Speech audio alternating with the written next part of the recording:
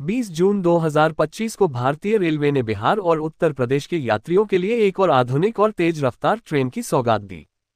पाटलिपुत्र पटना से गोरखपुर के बीच शुरू हुई वंदे भारत एक्सप्रेस ने अपनी पहली यात्रा में दीघा गंगा पुल जयप्रकाश नारायण सेतु को पार करते हुए एक नया इतिहास रचा। ये ट्रेन न केवल बिहार की राजधानी पटना और पूर्वी उत्तर प्रदेश के महत्वपूर्ण शहर गोरखपुर को जोड़ने का एक नया साधन बनी, बल्कि इसने दीघा गंगा पुल जैसे महत्वपूर्ण स्थल को भी अपनी यात्रा का हिस्सा बनाया। इस लेख में हम इस ऐतिहासिक घटना, ट्रेन की विशेषताओं, दीघा गंगा पुल के महत्व और इससे संबंधित ताज़ा समाचारों पर विस्तार से चर्चा करेंगे।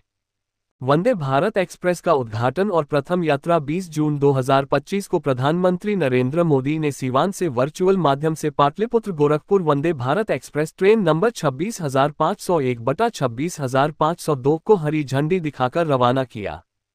इस ट्रेन का उद्घाटन पाटलिपुत्र जंक्शन से दोपहर 11:50 बजे उद्घाटन स्पेशल O3210 के रूप में हुआ। ट्रेन ने अपनी पहली यात्रा में हाजीपुर, मुजफ्फरपुर, बापूधाम, मोतिहारी, सगौली, बेतिया, नरकटियागंज, बगहा और कप्तानगंज स्टेशनों पर रुकते हुए गोरखपुर तक का सफर तय किया। इस दौरान ट्रेन ने दीघा गंगा पुल को पार किया, जो पटना और इसके आसपास के क्षेत्रों के लिए एक महत्वपूर्ण रेलवे और सड़क मार्ग का हिस्सा है। पाटलिपुत्र जंक्शन से शुरू हुई इस ट्रेन का गोरखपुर जंक्शन पर रात 9:15 बजे भव्य स्वागत हुआ। स्थानीय लोगों, रेलवे अधिकारियों और जनप्रतिनिधियों ने पुष्पवर्षा के साथ लोको पायलट, ट्रेन मैनेजर और यात्रियों का अभिनंदन किया। ये ट्रेन देश की 71वीं वंदे भारत एक्सप्रेस है, जो भारतीय रेलवे के आधुनिकीकरण और मेक इन इंडिया पहल का एक शानदार उदाहरण है।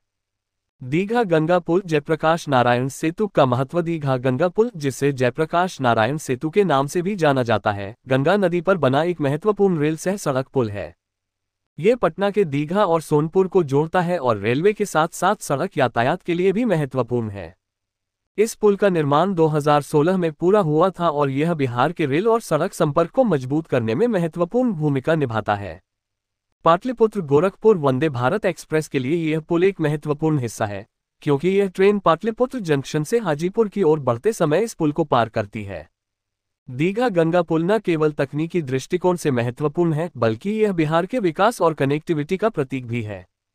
इस पुल से गुजरते समय यात्रियों को गंगा नदी का मनोरम दृश्य देखने को मिलता है, जो इस यात्रा को और भी यादगार बनाता है। वंदे भारत एक्सप्रेस की विशेषताएं। पाटलिपुत्र गोरखपुर वंदे भारत एक्सप्रेस एक सेमी हाई स्पीड ट्रेन है, जो 110 किलोमीटर प्रति घंटे की रफ्तार से चलती है। लोको पायलट जयंत सिन्हा के अनुसार ये ट्रेन 100% सुरक्षित है और इसमें दुर्घटना की कोई संभावना नहीं है। भविष्य में इसकी रफ्तार को 130-160 किलोमीटर प्रति घंटे तक बढ़ाने की योजना है। ट्रेन की कुछ प्रमुख विशेषताएं इस प्रकार हैं। आधुनिक सुविधाएं। ट्रेन में automatic door, wifi, CCTV, bio toilet और आरामदायक सीटें हैं। ये यात्रियों को शताब्दी एक्सप्रेस से भी बेहतर अनुभव प्रदान करती है। टिल्टिंग तकनीक। नई वंदे भारत ट्रेनों में टिल्टिंग तकनीक का उपयोग किया गया है, जो कर्व पर गति को कम करने की आवश्यकता को कम करता है, जिससे यात्रा समय में बचत होती है। कनेक्टिविटी। ये ट्रेन बिहार और पूर्वी उत्तर प्रदेश के प्रमुख शहरों को जोड़ती है, जिससे व्यापार, शिक्षा और पर्यटन को बढ़ावा मिलेगा। पर्यावरण के अनुकूल। वंदे भारत ट्रेनें ऊर्जा कुशल हैं और पर्यावरण संरक्षण को ध्यान में रखकर डिजाइन की गई हैं। ट्रेन का समय और रूट। पाटलिपुत्र गोरखपुर वंदे भारत एक्सप्रेस सप्ताह में 6 दिन शनिवार को छोड़कर संचालित होगी। इसका नियमित परिचालन 22 जून 2025 से शुरू हुआ।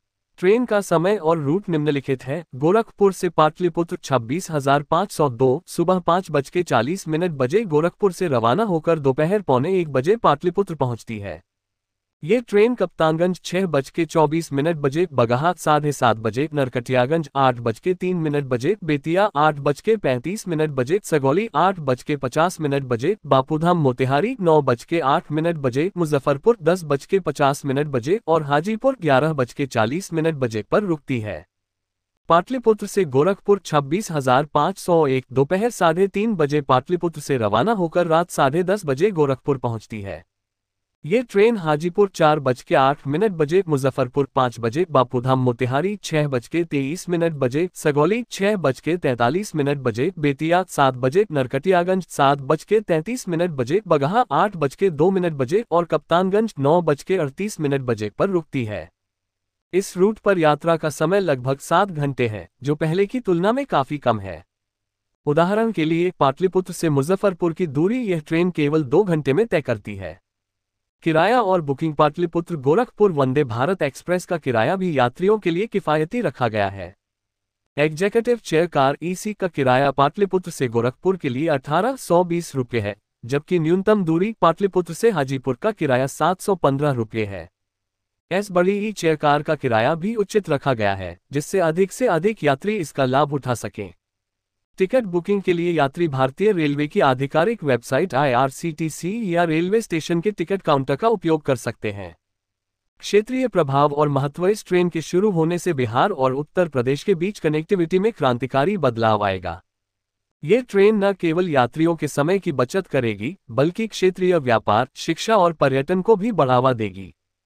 खासकर बापूधाम, मोतिहारी और बगहा जैसे क्षेत्रों के लिए ये ट्रेन वरदान साबित होगी, क्योंकि इन क्षेत्रों के लोगों को अब तेज और आरामदायक यात्रा का विकल्प मिलेगा। सांसद रविशंकर प्रसाद ने उद्घाटन समारोह के दौरान कहा कि बिहार में 80,000 करोड़ रुपए की विकास योजनाएं चल रही हैं और यह ट्रेन बिहार के विकास में एक और कदम है।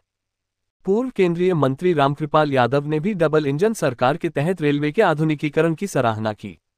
दीघा गंगा पुल से गुजरने का अनुभव। जब वंदे भारत एक्सप्रेस दीघा गंगा पुल से गुजरी तो यात्रियों ने गंगा नदी के मनोरम दृश्यों का आनंद लिया। यह पुल न केवल एक इंजीनियरिंग चमत्कार है, बल्कि यह पटना और आसपास के क्षेत्रों के लिए एक महत्वपूर्ण कड़ी भी है। ट्रेन की खिड़कियों से गंगा का विशाल विस्तार और आसपास के प्राकृतिक सौंदर्य को देखना यात्रियों के लिए एक अनूठा अनुभव रहा। निष्कर्ष, पाटलिपुत्र गोरखपुर वंदे भारत एक्सप्रेस का दीघा गंगा पुल से गुजरना न केवल एक रेल यात्रा का हिस्सा है, बल्कि यह बिहार और उत्तर प्रदेश के विकास और आधुनिकीकरण की कहानी का प्रतीक भी है।